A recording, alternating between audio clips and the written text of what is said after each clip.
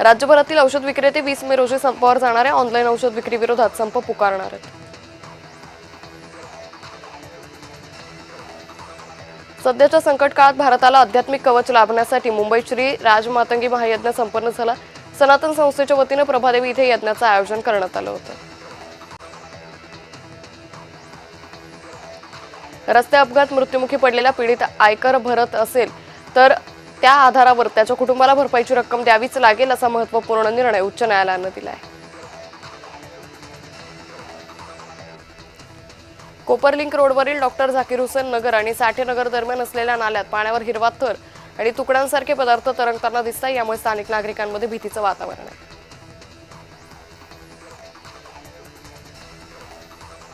मान्सूनपूर्वी नालेसफाई पूर्ण करण्याचं पालिकेसमोर आव्हान आहे। मुंबईतील नालेसफाईची स्थायी समिती अध्यक्षांकडून पाहणी करण्यात आली। साखरपुड्यासाठी निघालेल्या ट्रकचा पालघरजवळ अपघात झाला। अपघातात 14 जणांचा मृत्यू झालाय, 35 पेक्षा अधिक जण जखमी झाले।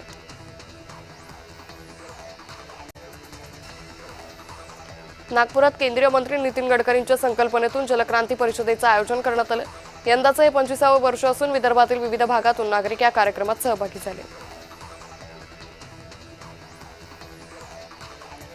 मराठवाड्याची जीवनवाहिनी मानला जाणारा जायकवाडी धरणातील साठा उन्हामुळे झपाट्यानं घटतोय। वाढतं तापमान आणि बाष्पीभवन यामुळे धरणाचा साठा 40.80% आलाय। नीट पेपरफुटी प्रकरणात विवेक पाटील हे नवं नाव समोर आलंय। पत्रात विवेक पाटीलचा उल्लेख आहे। लीक प्रश्नपत्रिका पुरवल्याचा सीबीआयचा दावा असून मोठेगावकरनं विवेक पाटीलसह इतरांना प्रश्नपत्रिका दिल्याचा आरोप आहे।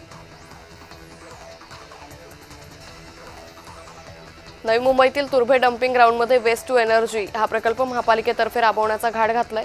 यामुळे नागरिकांच्या आरोग्याचा प्रश्न गंभीर होईल। त्यामुळे या विरोधात स्थानिक नगरसेवक झोपडपट्टी धारकांनी आमरण उपोषणाचं हत्यार उपसलंय।